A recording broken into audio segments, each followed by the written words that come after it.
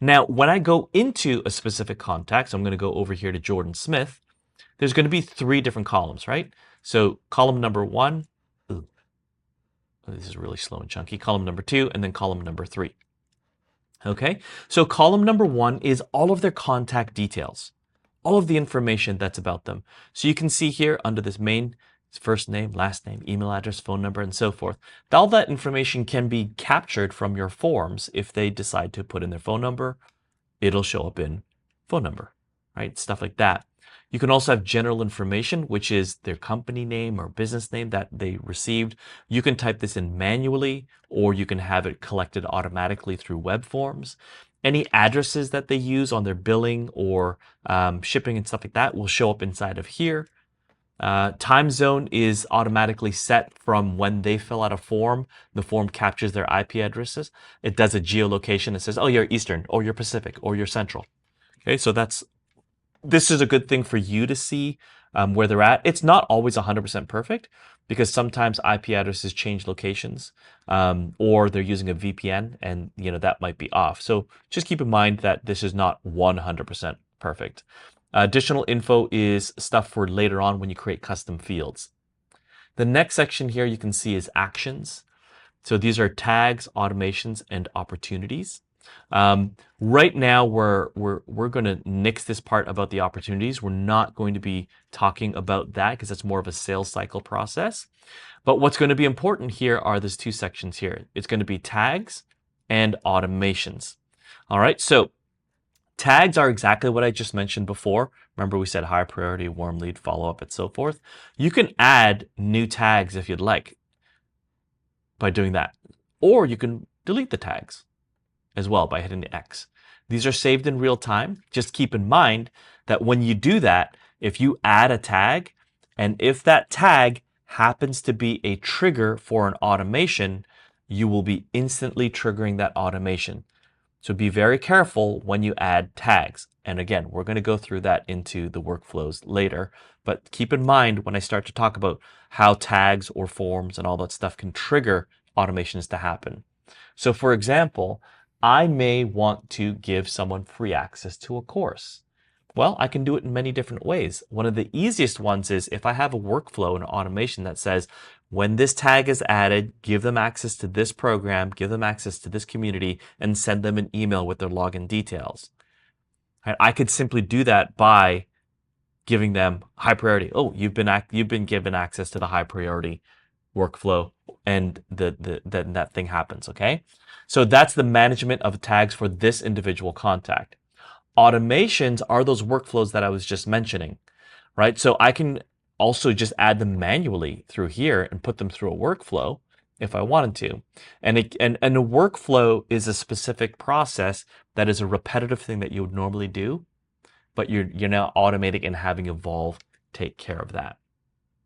So here you'll be able to see the different things that they're actively inside of a workflow and past workflows that they were part of. So you can see what happened in the past through their account. Now, Client Portal basically is the communities and the memberships. So everyone here is either a community member of certain platforms. So one is the Evolve online community. The other one is the Client Conversion community. Another one is ACE membership community. So these are those areas here. I don't have any listed here, but I'm going to show you about that in a little bit later today. You could manually give them access to that community through here, okay? Or you could see which communities they are already in, and it'll show up in this list, and you can remove them if you'd want from there. Course offers are very similar to communities, but they're just the online courses. So anybody who's an ACE, you'll see there's the round table, there's the, from Avatar to There You Are, there's all these other trainings. Those are the courses that you've been given, right? You've given the offer to access this course or these courses. Anybody who's in Evolve, you'll see that the replays as well as the mini trainings where these trainings will go into, that's all inside of there. Anybody who's in the Client Conversion Engine only, all of the different trainings that Brett's releasing every single module, those are these course offers that you're being shown. Okay, so you can add or remove those course offers from here. Now, the next section here is basically DND. It doesn't stand for Dungeons and Dragons. It stands for Do Not Disturb. All right, so if there is an X in any of these areas here, it means that the person is on Do Not Disturb or Leave Me Alone mode. Okay? So if it says DND for email, that means this person has unsubscribed from your emails. It means that no emails will be sent from the Evolve platform to this person ever again, unless you uncheck this box. The only time that you should ever uncheck this box is if this person has contacted you and given you written permission. Okay, verbal permission, I wouldn't go with that. Written, yes, I would go with that. Okay, so if you notice, oh wow, I just went through Janet's account and I noticed that Janet has marked it as Do Not Disturb. Sometimes people unknowingly hit unsubscribe on those emails, right? But they still want everything else. But there's different platforms that some platforms say it's an unsubscribe from everything. It's all or none. And some platforms say it allows you to unsubscribe from certain things. Okay, ours is an all or none platform. And there's pros and cons to each and every single one of them, but our platform is the all or none platform.